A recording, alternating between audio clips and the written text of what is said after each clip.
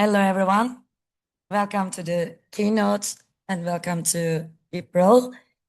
And today we can call it as a transformative time in human history.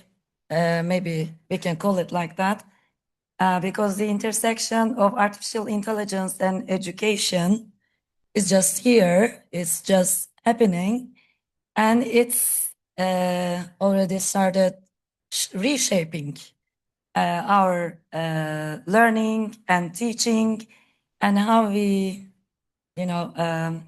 educate our next generation.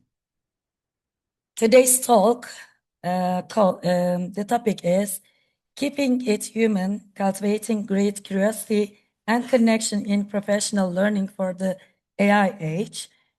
And we have our speaker, Ariane Dumont, with us. We are so honored to have her here to guide us in this complex landscape, actually.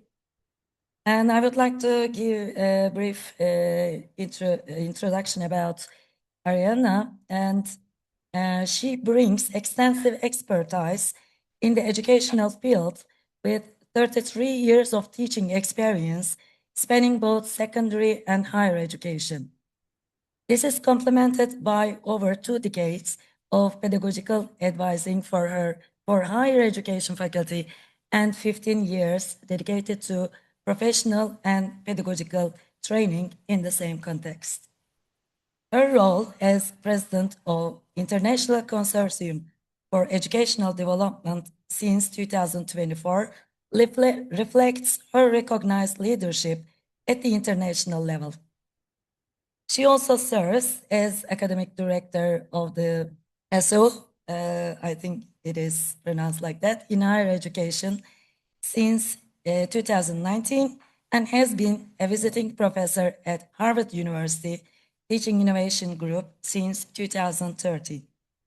Her leadership in developing active and participatory pedagogies and her contributions to European research projects and co-authored work on communities of practice illustrate her strong alignment with research in active learning, faculty development, and collaborative professional networks. Ariane, during her presentation, she will take your questions if you want. And I would like to welcome Ariane to the stage, and please join me giving a warm welcome to Ariane. Thank you. Thank you very much, Sybil. She could have made it much shorter, saying just that I'm passionate about learning. I'm passionate about teaching. And I've been passionate about that for the last 20 years, doing research, sharing my passion, and trying to make advancement, breakthrough in active learning and active teaching. And so what I will show you today is a sort of a big summary of what I think is important today at AI's age. So the picture, first of all, this picture has been generated by AI, but I like it because it shows the contrast between the warm hand, human hand, and the cold robotic hand. And I think the connection with these two, you will have the presentation, by the way, I will share it with you if you want. Is just, we cannot make it work without human power. Human is key to AI. So my presentation, 7 points, why keeping it matters.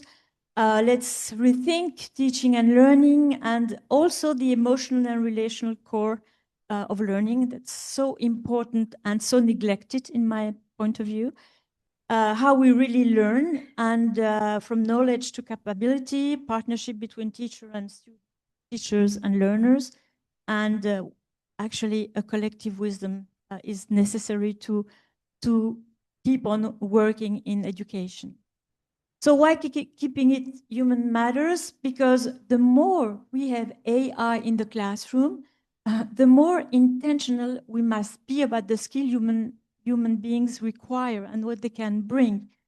And what is essential is we cannot make it work as if there was not AI. You know this. The students are using it. in my classroom, I asked my quiz my students, and they were all quite poor because students are never rich, but they were all paying the ChatGPT version to be more powerful, more productive. So they use it. So we cannot make as if it didn't exist, but yet we need to find a way to use it in an appropriate and effective way so that it enhances the learning and still keeps the human at the center of the production. So pedagogical innovation is essential, but it should be driven on the processes rather than on the products.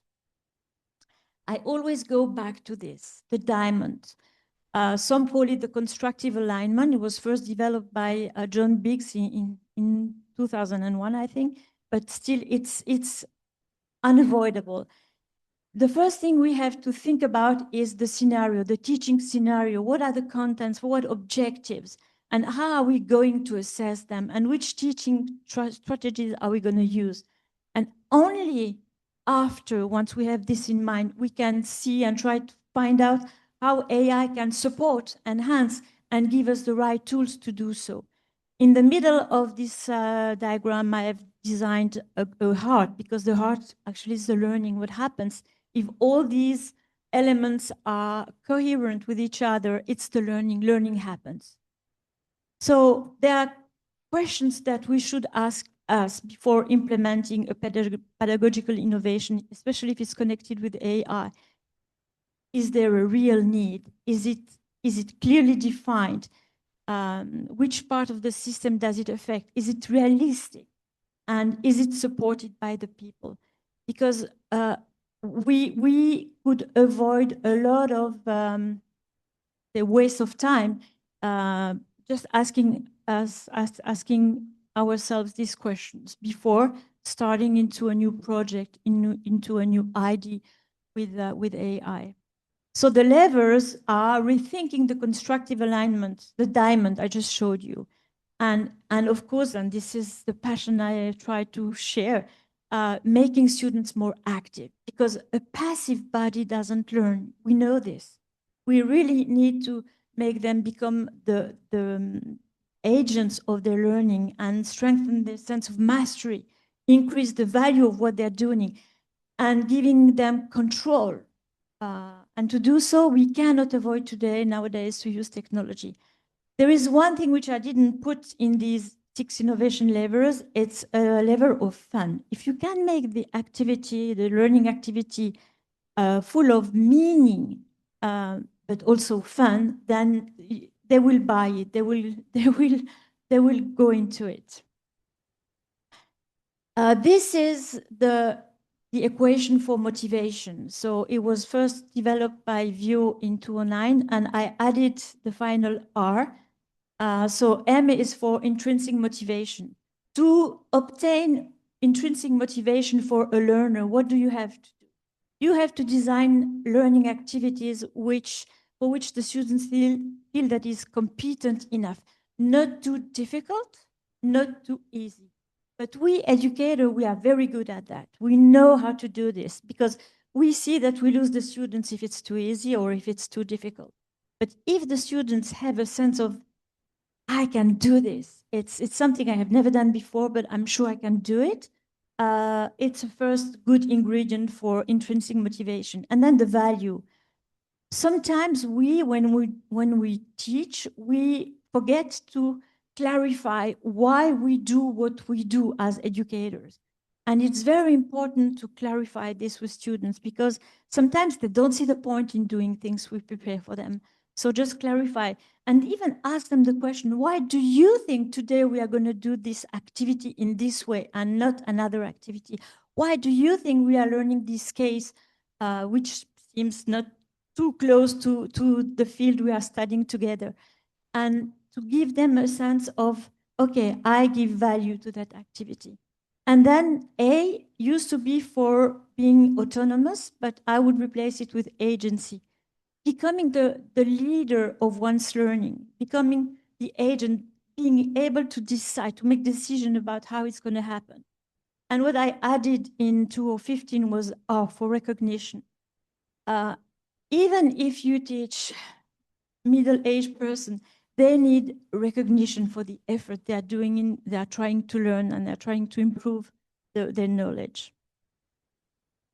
So we need to enhance human connection because we never learn.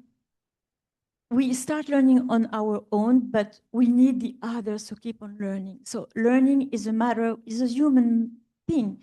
And I don't know if you are familiar with the work of Jean Piaget about constructivism. We construct our knowledge, and socio-constructivism, we construct the knowledge while we confront our points of view with our peers, with other people, while we discuss. Because when we start talking about something we just learned, this is when the learning really happens. This is when we can perceive if it's really understood or not. So it's very important in nowadays even more to rethink the way we teach and the way we learn. And our roles are evolving, of course, because we cannot be knowledge transmitters anymore. We are facilitators. We need to organize learning activities. We need to guide. We need to give guidance, to give feedbacks. But we cannot compete with ChatGPT or Google or whoever on the web to have the knowledge. But we can compete in ways that we can facilitate people to learn. And so we need to find innovative approaches which deeply engage learners in what they are doing. So some learning is continuous and it's a never-ending process. So it's very important that we understand that students understand how intentional it must be. They need to take ownership of their learning.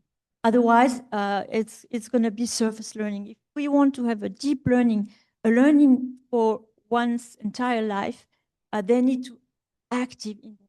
As I said before, a passive body doesn't learn, never learns. This is me, by the way. I was so happy. I gave a course for ethics for engineers a long time ago. Look much younger than today.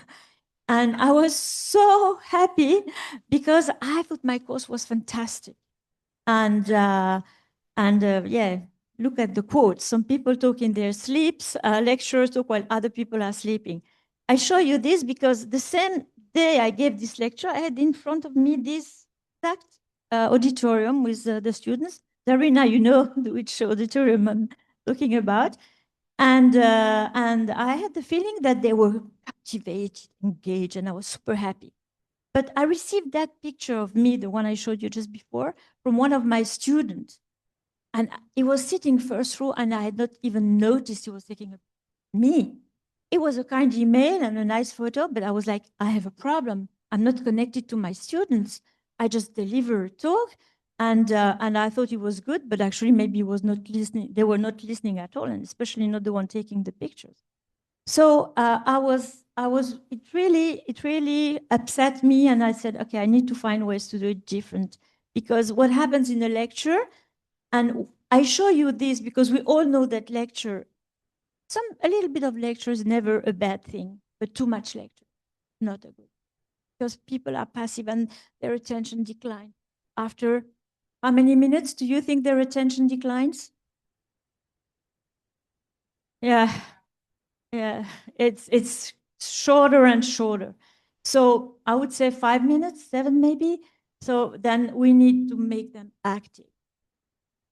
And this is something you might have seen in the past. It's an old study. The students at the MIT, and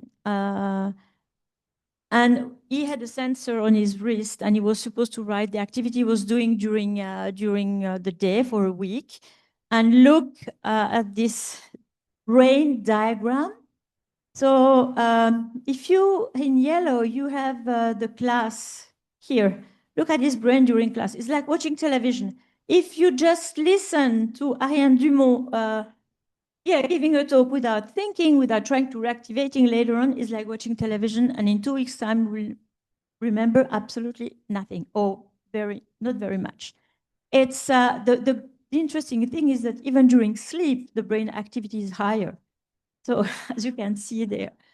So what is interesting in that diagram is that homework, when people talk together, work together, confront their point of view, this is when they are active. This is when they are learning. And so it's very important to find ways to make them be active and talk and confront their point of view. So we need to find a way not to transmit, but to facilitate. And to dare to rethink the way we teach. Because if I show you this, is because I'm invited in many different universities around the world. I'm lucky enough to travel for that, and I'm very happy to be here today with you in Malta.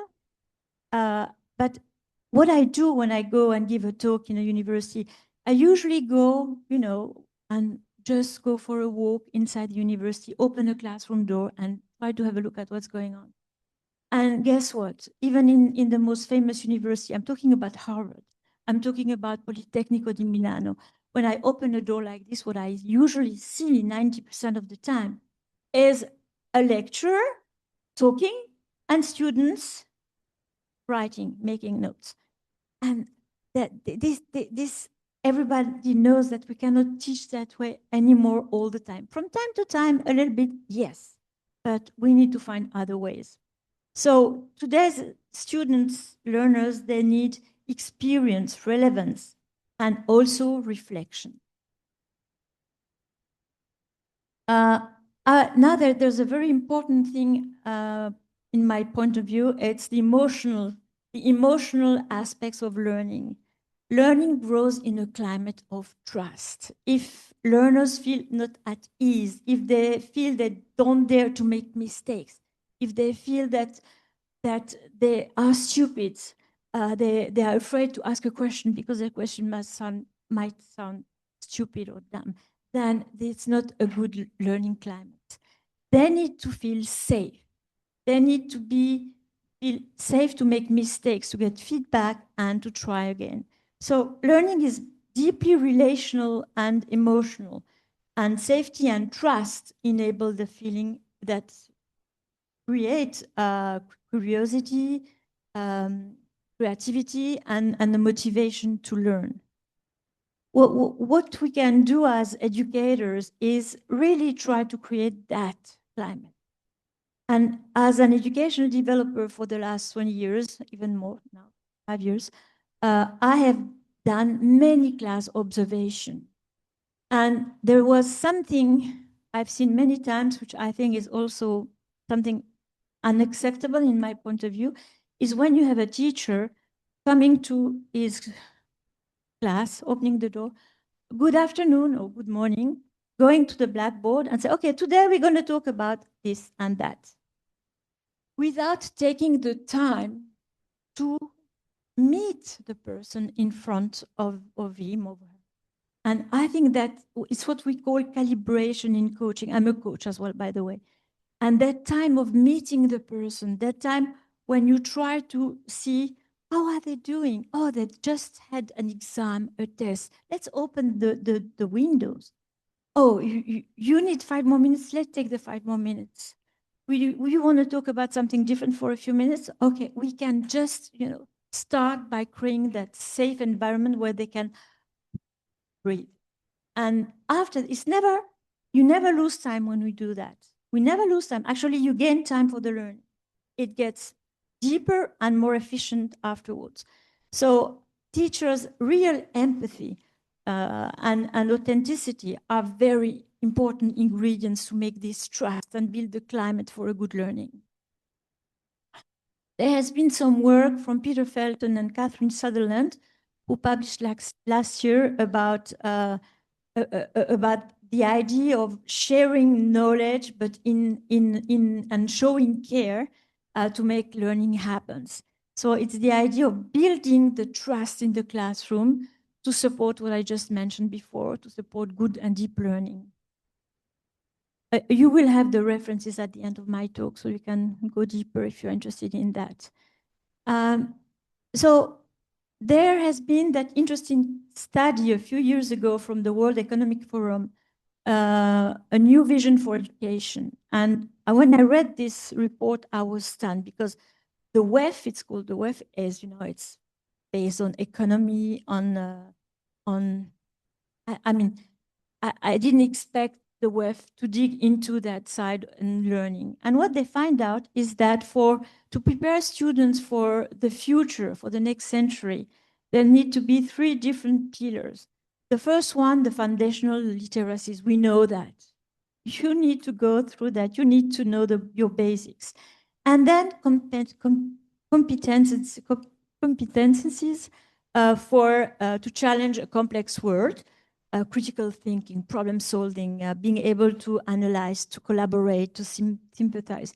But what I found so interesting is that what will really make a difference are the personality traits, the character qualities, curiosity, grit, empathy, initiative, leadership, social and cultural awareness.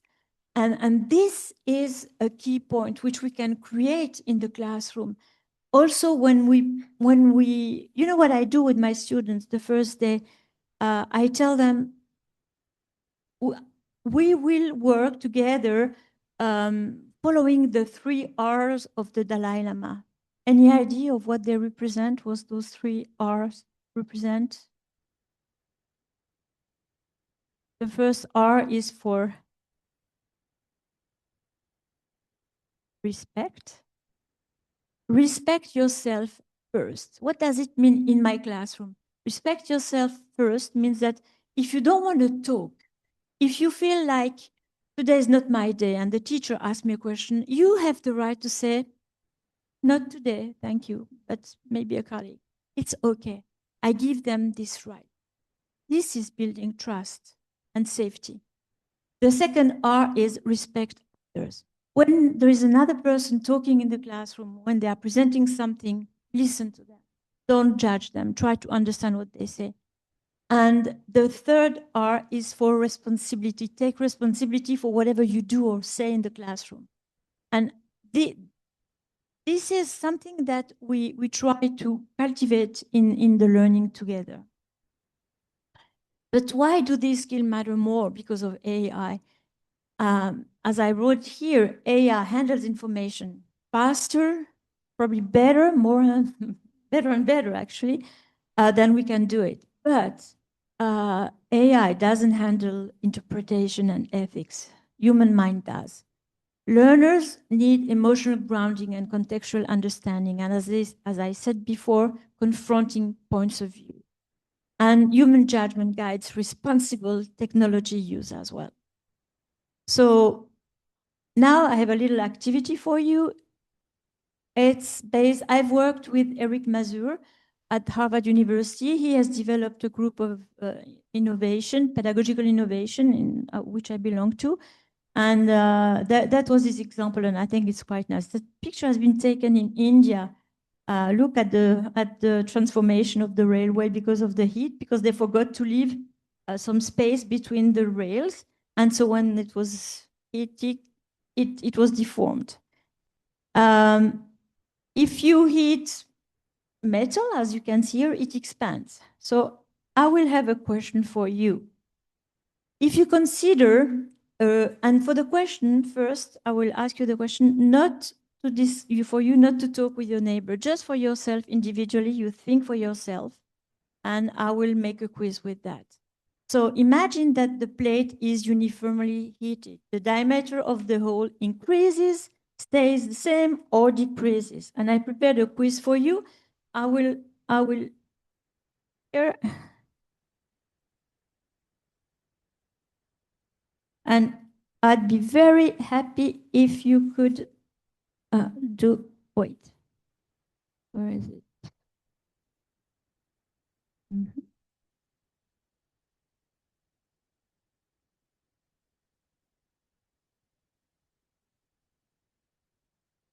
So here you have the QR code, thermal expansion. It's anonymous, and this is a key element actually. It's anonymous.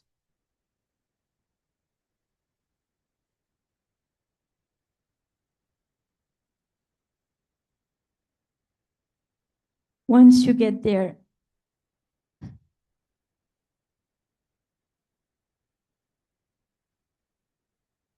you have the question, and let's view the answers. We already have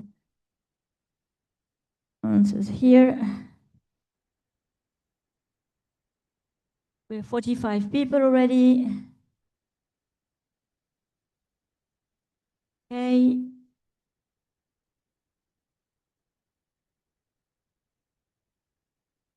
Okay. So now what I would like you to do is we have 12% saying it decreases, 31% stays the same, and 18% decreases. Now I give you 1 minute to talk with your neighbor and compare your point of view. What do you think? What did you choose and why? When I switch off the light, you go back to me.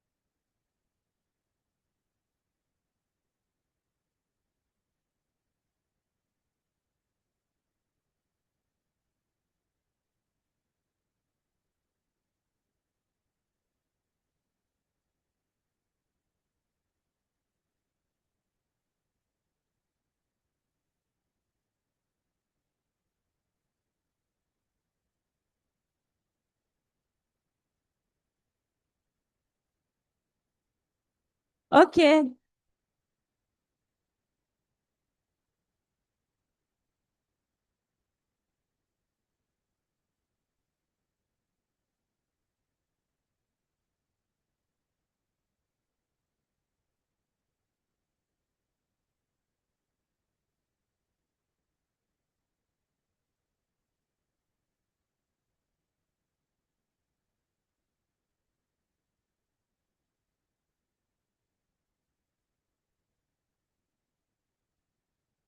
Thank you.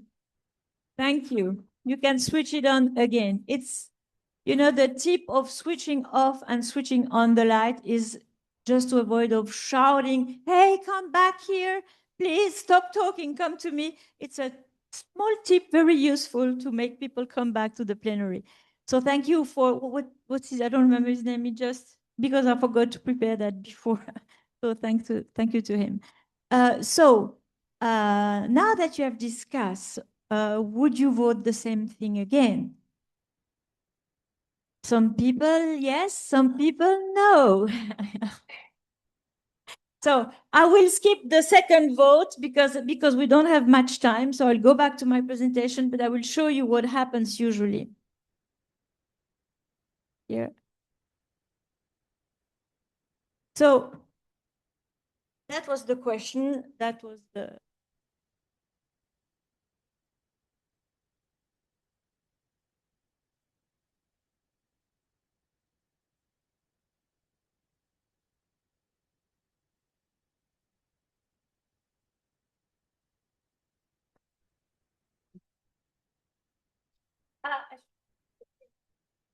Thank you. Thank you very much. Yeah, much better. Thank you so much.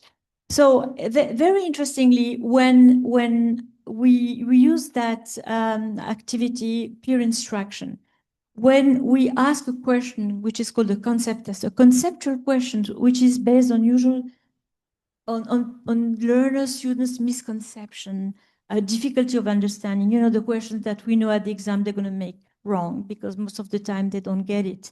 So using this kind of element to create concept tests and then asking the question to first reflect for themselves engage themselves in voting, then discuss like you just did, and then vote a second time. And usually there is, what research shows us is that when there is a second vote, as long as after the first votation there was enough good answers, when there is a second votation, the level of good answers always rises. Because the moment you start explaining something to your peer is the moment that you understand if your thinking was correct or not. And if it's not, maybe the peer in front of you is going to correct you and give his own version. And then together you will build the right knowledge. That idea is super useful in learning, because that's the socio-constructivism I mentioned earlier, is when you confront someone's point of view and then you discuss things. So it increases. That's the answers. It increases. Imagine a tin. If you want to open a jar, you put it under hot water to make it expand so that you can open it more easily. It expands. So that Eric Mazur always says, we don't forget what we understand. And those two rows, the circle here, if we took our hands together in a circle, if we expand, the circle would become bigger. So that's his idea. If you have, you first have here, no, sorry. Do I have a? Anyway, so if you're interested in that, you can have a look at peer instruction, sorry, Eric Mazur, and you have the references also at the end of my talk. But what is very interesting is that we have that first phase of individual thinking. This is key, reflective, to let people reflect. So important, so unavoidable. And we need also a 30 to 70 percent of correct answers at the beginning, at the first votation, which was the case, nearly. Yeah, what I wanted to tell you as well is that when students discuss, it's very difficult to raise your hand as a student and say, Professor Dumont, can you stop here? I need to think. Or Professor, here, I don't understand what you're saying. It's very difficult for the students. But for a group of students talking together, a group of learners, much easier. And giving them the opportunity to do so, to debate about the subjects when they learn. And the pillars of learning, there are 4. And I mentioned them here today because I think it's very easy to forget the 4th one. Attention, we know. A passive body doesn't learn. We need to make sure that students pay attention and that they can learn, that it's not too difficult for them. Because, most of the students, what they are strategic learners. Mrs. Dumont, are we going to have this question at the exam? If I say yes, okay. If I say no, oh, not important. Strategic learners. So the question they have when they enter a classroom for the first time is, what can I do to study less and perform best? What can I do to have good result without doing much? And this is the main body of the learners. So we need, and this is why I show you before the equation of motivation, we need to trigger that motivation, because otherwise we lose them. And what you just experienced, that question, the concept test, where you first had to think on your own and then to share, that works fantastically with students. You can have a group of 10 or over 1,000. I saw it with over 1,000 students at the same time doing that. It works all the time, as long as the questions have been well chosen. And this is the difficult part for us. So active engagement, of course, and also the idea freedom to fail means that the sense of trust in the classroom, what I explained before, and consolidation, sleep. Sleep is key, and sometimes students forget about that. So I always remind them of those. This is the kind of thing I show to my students. What I use also a lot, I talk to you about reflections, is metacognition. So think about the way I think. What is the way I learn? What works best for me and why? So this metacognition improves learning and helps students recognize what works for them, their strengths, but also their weaknesses and their areas for improvement. So the questions I asked to promote metacognition, for instance, is after a session, what surprised you today and why? They can send me an email or just write a 1-minute paper at the end of the class. What's the most important thing you learned, and why do you think it's the most important thing? When were you at your best today? Why? What can you do or should you do with what you know, with what you've learned today? Very easy question. You can only pick one, the 4 of them. Just give them some time to do that and collect the answers. You will always be surprised to see the kind of elements that they bring into the classroom. I usually build the next course based on the answers they give me after that 1-minute paper metacognition questions. So encouraging critical thinking over memorization, because if we encourage memorization, ChatGPT or generative intelligence are much better than human beings, so we don't need that. But critical thinking, that's what we should encourage. We really need to help them become able to transfer a knowledge into a complex new situation in the future. And to do so, how to promote critical thinking, I see 4 directions. Asking open-ended questions, so let them think, and giving them the time to think about that. When I ask them a question, I tell them, okay, I love the think, pair, share strategy, you probably all know, and I give you 1 minute to think individually.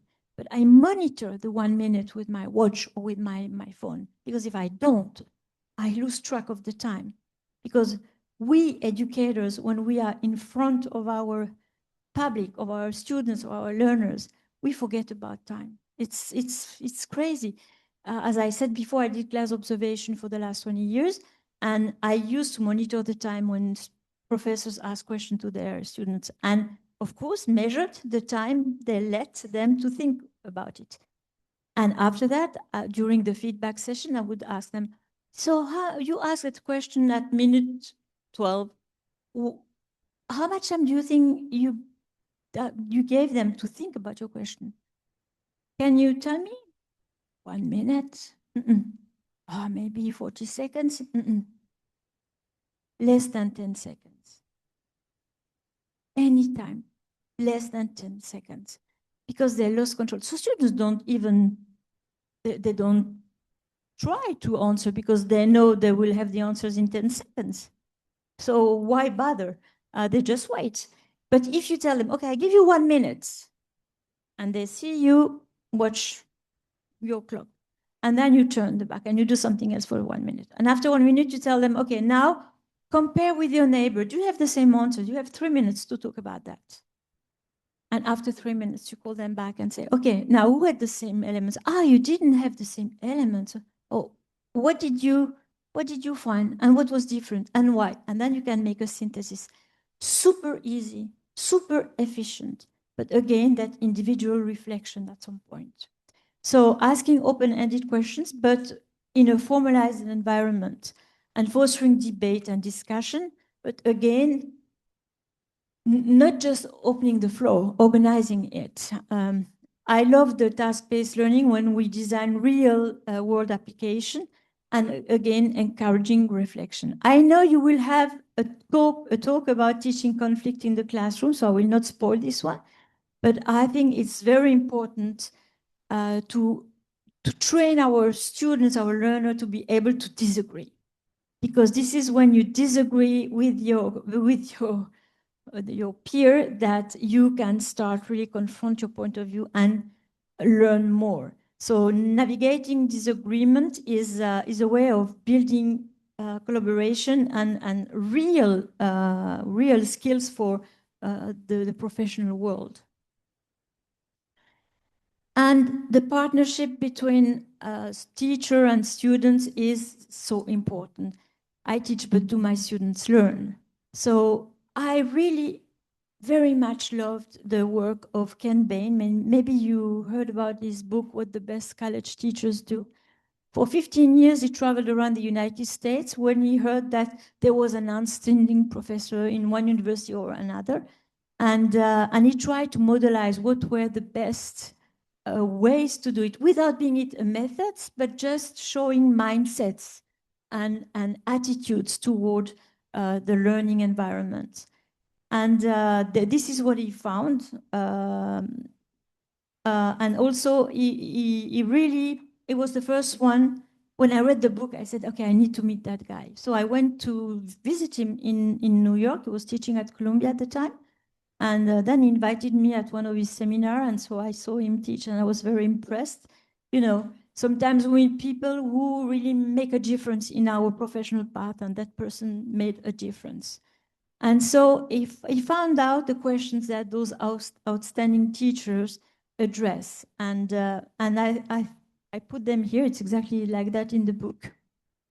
But it's about how can I do my best for them to learn the best, the most efficiently, and how can I evaluate my efforts? So, you know, as an educational, what time is it? I still have the time to tell you about that. As an education developer, I have been in contact with many professors, lots of them, and I've seen basically three different behaviors towards student feedbacks, for instance. The first one is that rejection. Oh, it's always somebody else's fault. The students, they don't work the way they used to. The school puts too many students in the classroom at the same time. It's never the fault of the professor. Fortunately, it's not a large amount of people who are like that, but I saw some of them. The big majority of educators, what they do, they ask themselves, okay, what it's called introspection. What can I do better? How can I improve my teaching? What do I need to change? And it's very good. It's a good way to ask yourself questions about how to improve your professional teaching. And the third group I think is very interesting is trying to find out on the students, on the learner side, how did they learn? How can I check that they learned well? How can I be sure that what they do with me is not losing their time, is really learning strong? And this is exactly what those outstanding teachers do. So the fairly common principles in teaching: creating a natural critical learning environment, getting the students' attention and keeping it, starting with the learners rather than the discipline. So trying, you know, there was my colleague, Jacques Tardif, maybe you heard about his work, probably you met him, Zarina, who developed this idea of strategic teaching. He says, we always think that theory comes before practice. That's wrong. And he developed what he calls strategic teaching. So the first thing he says is contextualization. Give an example, ask a question to the students. For instance, in marketing, if you think about the positioning of the marks, why do you agree to buy a Nike t-shirt 4 times more expensive than an H&M or Zara, whatever t-shirt? And then decontextualization, coming with the theory, giving them, you know, Marx positioning theories, and then going back to the example. Now that you had the theory, go back to why people agree to pay 5 times more for a t-shirt. How do we explain this? It's just reversing, starting with the context, the real life, what students, what learners experience, and then coming with the theory afterwards. And this is a way to getting attention. And also engaging learners in disciplinary thinking. So we need to be models for that. What I did as a teacher was a contract which was absolutely of no value, but I took the time to encounter each of my students individually, and then I started saying what I wanted to do with them, what I would do with them, and preparing class and offering additional resources, etc. And then I wanted them to tell me what they were committed to do with their learning in my class. We both signed. They went away with their contract. We never talked again about the contract. But for me, it was just giving them a sign that I cannot learn if you are not willing to learn for yourself. I cannot learn at your place. I can teach you. I can give you learning opportunities. But the only person who can learn is yourself. So if you are not actively engaged in your learning, nothing will happen. And also promises rather than constraints. Again, in class observations, when I saw professors saying, in my class, 30% of the students fail, and you will have 30% people failing, I think, no. You should try as a teacher to make it work for 100%. It's never possible, but at least have that objective. So interestingly, for some people, it's a philosophy to be almost proud to have a certain amount of failure in their courses. I think we should be proud when we have a large amount of successes in our courses. And for instance, Eric Mazur, the professor of physics I was working with at Harvard University, he had such a high rate of success in his physics class that at some point the dean of Harvard asked him to come to his office and say, we have a problem. You have too many success, not enough failure rate in your class. And Mazur said, okay, come, I'll show you. And he showed what everything he did with the students. And then the dean said, okay, then that's fine. I understand why they succeed. Because he found ways to actively engage them in their learning. They had projects. They had those kind of questions we tested together a few minutes ago. They had to do exams for the other. For example, the assessment in his classroom was 2-round assessment. The first round is individual. You have a test of physics, you do it on your own. Okay, 45 minutes. Then you have a second round as a team, the same, exactly same test. You do it a second time with your peers, a group of 4 or 5 people. And the final grade is going to be a mixture between both. But what happens is that during the second round, what students didn't understand during the first round, they understood it at the second round because they were explaining to each other. And so the learning happened in the second round. So it was really beautiful example of formative assessment. So learning as a collective wisdom, that's going to be the closing of my talk. And I think I'm on time. Yeah, she has prepared the paper, but she has. So the key components of learning in the age of AI for me, meaning, reflection, as I said before, critical thinking, confronting perspectives, consolidating knowledge, collaborating, autonomy or agency. And by the way, I just want to mention that as president of ISED, we will have a symposium, a conference in Salamanca in June next year. And the main theme is about student agency. So about how learners need to take ownership, leadership of their learning. Otherwise, if they are passive, it's not working as well. And also learning through action. So human skills matter more because of AI, because we need the human understanding to give values, to build identities. We need human-guided learning to navigate complexity, identity, and uncertainty, and also to use AI responsibly and meaningfully. I think this is a key element. Reflection, in my opinion, reflection is the key. You listen to me now for 50 minutes. You've been listening to me for 15 minutes, and I've used that word I don't know how many times. It's a key component of the learning. Reflect. Reflect, take the time to try to understand for yourself, and then discuss, confront, debrief. And also, I really think it's very important to discover together. So we are not expert on AI. We are not expert on everything. We need to have a sandbox. Also with the students, I do that with my students. We have a sandbox.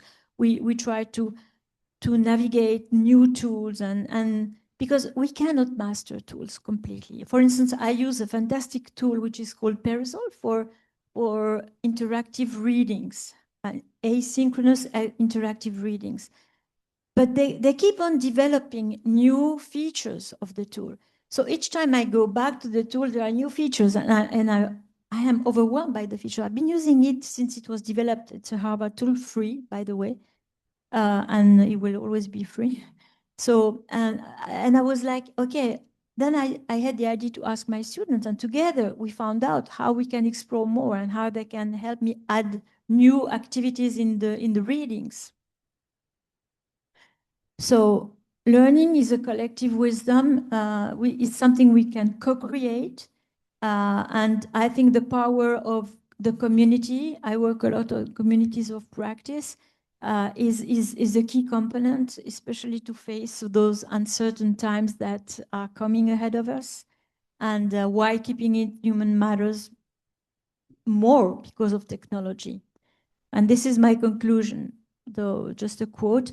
I think we need to develop the human skills. We need to develop what makes us different than technology, different than AI. Thank you for your attention.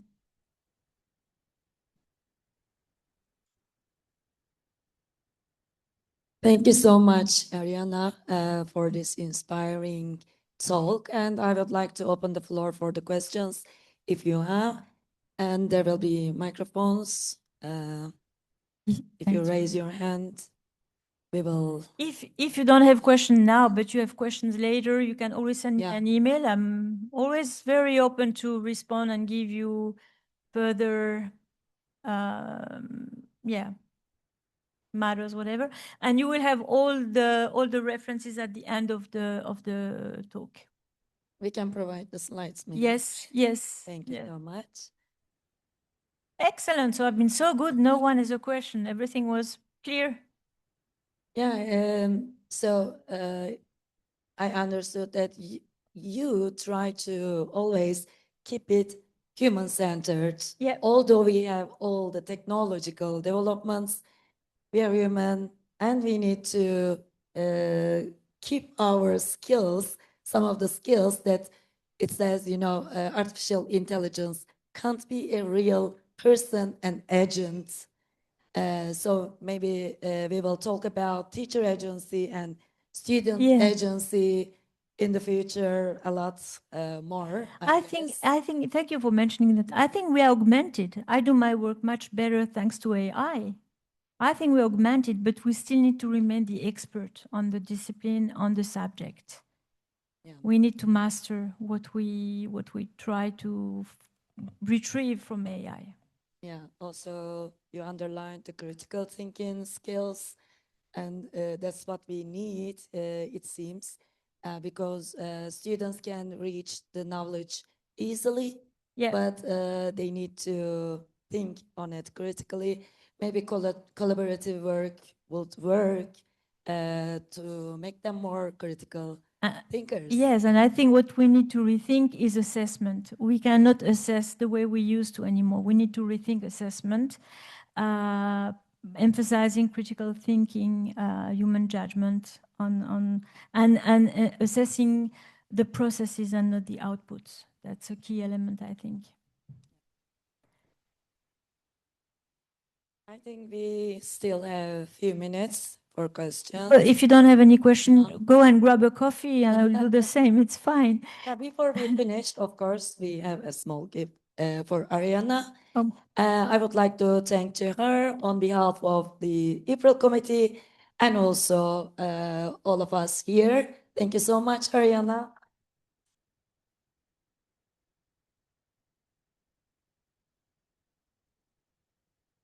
Thank you so much again.